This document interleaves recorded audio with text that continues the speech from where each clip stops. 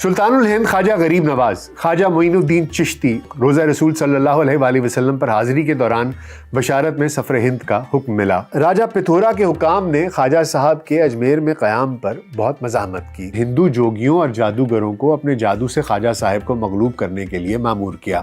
ہندوستان کے سب سے بڑے سیاسی اور سماجی اور روحانی انقلاب کا یہ بانی ایک چھوٹی سی جھونپڑی میں نہایت سادہ زندگی بسر کرتا تھا۔ VLC پوڈ کاسٹ میں ڈاکٹر ناصر بیگ کے ساتھ آپ کی خدمت میں حاضر ہیں۔ السلام علیکم۔ سرزمین ہند کو ظلمت سے نجات دلانے اور یہاں کے باسیوں کو نور ہدایت سے روشناس کرانے والے بزرگان دین میں حضرت خواجہ معین الدین چشتی کا نام بہت نمایاں اور مقام بہت اعلیٰ ہے۔ آپ کی ولادت سجستان یا سیستان کے نجیب الطرفین سید گھرانے میں 537 ہجری بمطابق 1142 عیسوی میں ہوئی۔ آپ کا شجرہ نسب حضرت امام حسین بن علی المرتضیٰ علیہ السلام سے جا ملتا ہے۔ آپ کا اسم گرامی حسن رکھا گیا، لیکن آپ اپنے القابات معین الدین، غریب نواز، سلطان الہند اور عطائے رسول صلی اللہ علیہ وآلہ وسلم سے معروف ہیں۔ آپ کے والد سید غیاث الدین مطبول تاجر تھے۔ نوجوانی کے آغاز میں ہی والد سید غیاث الدین کا سایہ سر سے اٹھ گیا۔ اسی دوران معروف مجذوب بزرگ حضرت ابراہیم قندوزی کی توجہ سے طلب حق کا جذبہ پیدا ہوا اور خواجہ معین الدین حصول علم کے لیے وطن کو خیر باد کہہ کر پہلے سمرقند اور بخارا پہنچ گئے، جہاں قرآن حکیم حفظ کیا اور علوم دینیہ کی تحصیل و تکمیل کی۔ سمرقند سے نکل کر عراق کی جانب روانہ ہوئے، جہاں نیشا پور کے قریب معروف بزرگ حضرت عثمان ہارونی کی خدمت میں حاضر ہو کر شرف بیعت حاصل کیا۔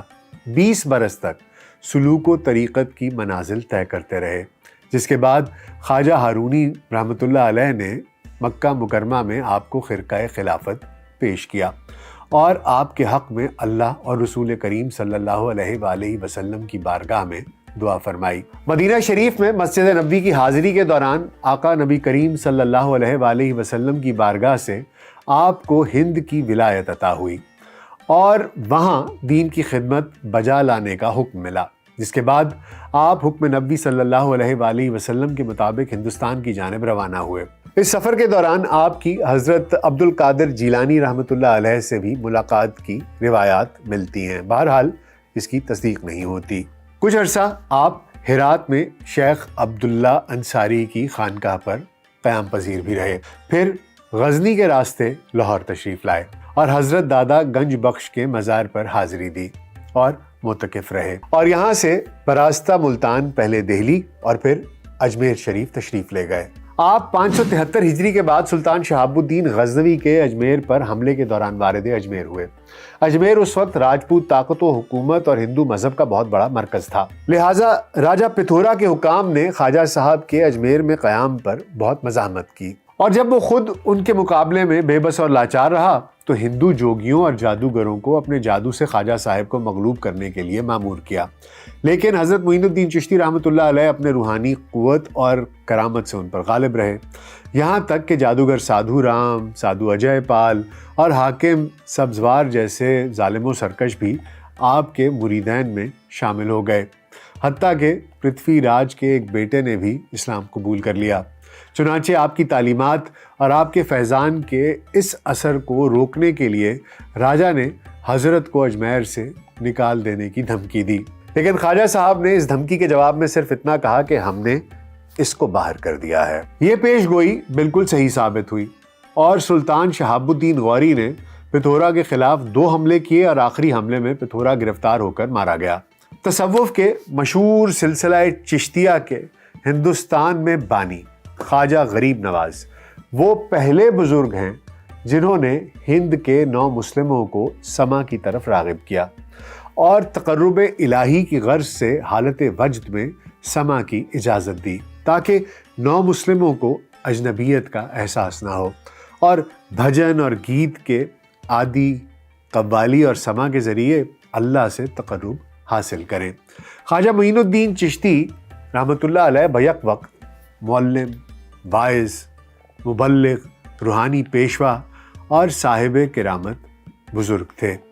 جنہوں نے اپنے مریدین اور خلفاء کی ایک ایسی جماعت تیار کی جس نے پاک و ہند کے کونے کونے میں دین کے فروغ اور خدمت کا فریضہ سر انجام دیا۔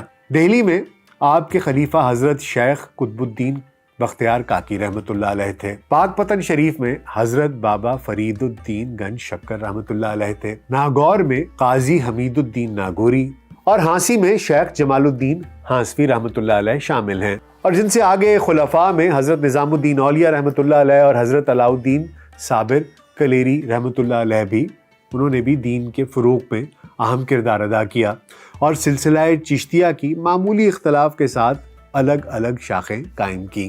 سلطان الہند خواجہ معین الدین چشتی رحمۃ اللہ علیہ کا فیض پورے ہندوستان اور دنیا بھر میں پھیلا۔ آپ کی تبلیغ اور کرامت کے بدولت لاکھوں لوگ مشرف با اسلام ہوئے۔ آپ کے علم و فضل اور تعلیمات کا فیض آج بھی جاری ہے۔ ابو الفضل آئین اکبری میں لکھتا ہے، آپ اجمیر شریف میں گوشہ نشین ہوئے اور ہدایت کے بے شمار چراغ روشن کیے۔ آپ کے نفس قدسیہ کی برکت سے لوگوں کی بڑی بڑی جماعتیں اسلام میں داخل ہوئیں۔ قدیم تذکروں سے معلوم ہوتا ہے کہ حضرت خواجہ اجمیری کی زندگی بڑی سادہ مگر نہایت دلکش تھی۔ ہندوستان کے سب سے بڑے سیاسی و سماجی اور روحانی انقلاب کا یہ بانی ایک چھوٹی سی جھونپڑی میں نہایت سادہ زندگی بسر کرتا تھا۔ آپ اکثر روزے سے رہتے تھے۔ حضرت خواجہ معین الدین چشتی نے کوئی مستقل تصنیف نہیں چھوڑی۔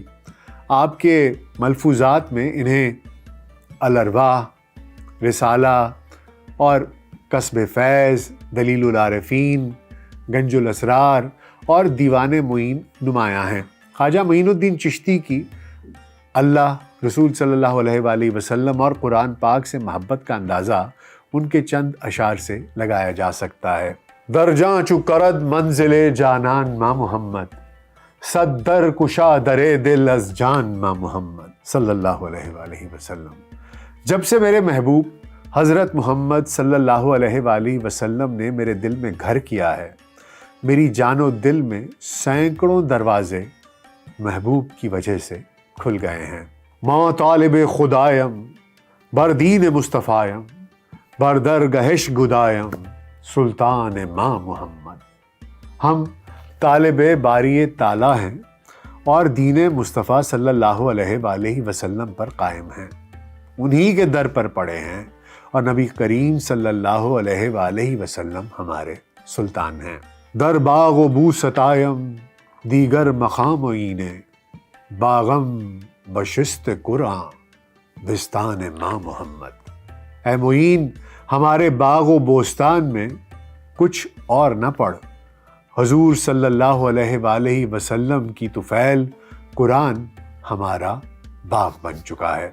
خواجہ غریب نواز کے نزدیک سالک کو ہر قسم کے اخلاق کا حامل ہونا چاہیے۔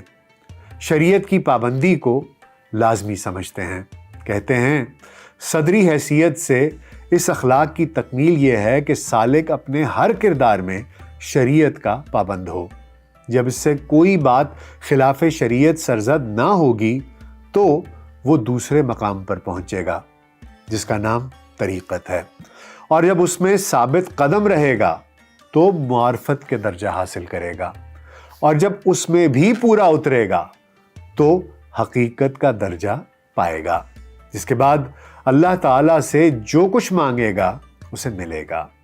آپ کے چند مزید فرمودات پیش کرتے ہیں جنہیں خواجہ قطب الدین بختیار کاکی رحمۃ اللہ علیہ نے دلیل العارفین میں قلم بند کیا ہے۔ اعلیٰ حضرت خواجہ غریب نواز رحمۃ اللہ علیہ فرماتے ہیں کہ نماز بندوں کے لیے خدا کی امانت ہے، بس بندوں کو چاہیے کہ اس کا حق ادا کریں، کہ اس میں کوئی خیانت نہ پیدا ہو۔ نماز ایک راز ہے جو بندہ اپنے پروردگار سے کہتا ہے۔ قیامت کے روز سب سے پہلے نماز کا حساب انبیاء و اولیاء اور ہر مسلمان سے ہوگا۔ جو اس حساب سے عہدہ برا نہیں ہو سکے گا وہ عذاب دوزخ کا شکار ہوگا۔ جو بھوکے کو کھانا کھلاتا ہے، اللہ تعالیٰ قیامت کے دن اس کے اور جہنم کے درمیان 7 پردے حائل کر دے گا۔ اس سے بڑھ کر کوئی گناہ کبیرہ نہیں کہ مسلمان بھائی کو بلا وجہ ستایا جائے۔ یہ عمل خدا اور رسول خدا صلی اللہ علیہ وآلہ وسلم کی ناراضی کا سبب بنتا ہے۔ عارف وہ شخص ہوتا ہے کہ جو کچھ اس کے دل کے اندر ہے وہ سب کچھ نکال دے تاکہ اپنے دوست کی طرح یگانہ ہو جائے، پھر اللہ تعالیٰ اس پر کسی چیز کو مخفی نہ رکھے گا اور وہ دونوں جہان سے بے نیاز ہو جائے گا۔ اگر کسی شخص میں یہ 3 خصلتیں پائی جاتی ہیں تو سمجھ لو کہ اللہ تعالیٰ اسے دوست رکھتا ہے۔ سخاوت، شفقت اور تواضع، یعنی عجز و عاجزی۔ سخاوت دریا جیسی، شفقت آفتاب جیسی اور تواضع زمین جیسی۔ آپ نے آخر وقت تک اجمیر ہی میں قیام فرمایا۔ آپ کی تاریخ وفات بقول جمہور اہل تاریخ 6 رجب یوم دوشنبہ ہے۔ وفات کے وقت عمر مبارک 97 برس تھی۔ یوں نصف صدی کے قریب اشاعت و تبلیغ اسلام کا فریضہ سر انجام دیا۔ اپنے ارشاد و تلقین سے ہزاروں مریدین کی تعلیم و تربیت فرمائی۔ آپ کی تعلیمات کا فیضان آج تک جاری و ساری ہے۔ یہاں اس عظیم خواجہ غریب نواز چشتی اجمیری کے ایک چشم کشا فارسی کلام کے ترجمے پر اختتام کرتے ہیں جو انہوں نے اپنے آبا کے حوالے سے ان کا حوالہ دیتے ہوئے بارگاہ الہی سے اپنی بخشش کی امید کے لیے دعا مانگنے کے لیے استعمال کیا ہے۔ یا رب، سید کونین حضرت مصطفیٰ صلی اللہ علیہ وآلہ وسلم کے طفیل جو گناہ گاروں کی شفاعت کرنے والے ہیں اور عطا کا سرچشمہ ہیں، یا رب شاہ نجف کے طفیل جس کی شان میں سورہ تبارک و یاسین و حل عطا نازل ہوئے، یا رب فاطمہ کے سوز دل اور گریہ و زاری کا واسطہ، یا رب سید النساء فاطمہ زہرا کے آہو نالے کا واسطہ، یا رب حسن مجتبیٰ کے دل صدپارہ کی حرمت کا واسطہ جو تمام آفاق کے بادشاہ ہیں، یا رب حسین کی تشنگی جگر کی حرمت کا واسطہ، یا رب جملہ شہدائے کربلا کے خون کا واسطہ، یا رب زین العابدین اور محمد باقر کا واسطہ، یا رب جعفر صادق، موسیٰ کاظم اور علی رضا کا واسطہ، یا رب محمد تقی کی حرمت اور علی نقی کی عزت کا واسطہ اور اس سردار پیشواں حسن عسکری کا واسطہ، یا رب اس مہدی ہادی کا واسطہ جو مثل محمد مصطفیٰ صلی اللہ علیہ وآلہ وسلم سب کا مولا اور صاحب ارتضیٰ ہے، یا رب تیرے تمام رسولوں کا واسطہ، یا رب تیرے جملہ اولیاء کی ارواح کا واسطہ، یا رب بے نیاز معشوق کی پاک محبت کا واسطہ، یا رب بے نوا عاشقوں کی آہوزاری کا واسطہ، یا رب معین تیرے لطف و کرم کا امیدوار ہے کہ تو اسے اس دم یعنی محشر میں شاہ شہیدان کربلا کے صدقے میں بخش دے۔ یا رب بحق سید کونین مصطفیٰ آن شافع معاصیو آن منبع عطا، یا رب بحق شاہ نجف آن کے آمدہ در شان او تبارک و یاسین و حل عطا، یا رب بسوز سینہ و افغان فاطمہ، یا رب آہ و نالائے آن سرور النساء، یا رب بحرمت دل صد پارائے حسن آن بادشاہ جملہ آفاق مجتبیٰ، یا رب بحرمت جگر تشنائے حسین، یا رب بحق خون شہیدان کربلا، یا رب بحق عابد و باقر امام دین، یا رب بحق جعفر و ہم موسیٰ رضا، یا رب بحرمت تقی و عزت نقی، یا رب بحق عسکری آ شاہ پیشوا، یا رب بحق مہدی ہادی کے ذات او مانند مصطفیٰ است مولا و مرتضیٰ، یا رب بحق جملہ رسولان خیشتن، یا رب بحق جملہ ارواح اولیاء، یا رب بعشق پاک بمعشوق بے نیاز، یا رب بآہ و نالائے عشاق بے نوا، دارد مہی امید دران دمز لطف خود، بخشی وراب شاہ شہیدان کربلا. اللہ سبحانہ تعالیٰ سے دعا ہے کہ یہ تمام اولیاء جنہوں نے اسلام کے دین کی اشاعت کے لیے اتنی خدمت کی، اتنی محنت کی، ان کی محنتوں کا یہ صلہ آج کروڑوں لوگوں کی صورت میں دکھائی دیتا ہے جو اسلام کے مذہب کو سینے سے لگائے ہوئے ہیں، اللہ سبحانہ تعالیٰ کے احکامات کو اپنائے ہوئے ہیں.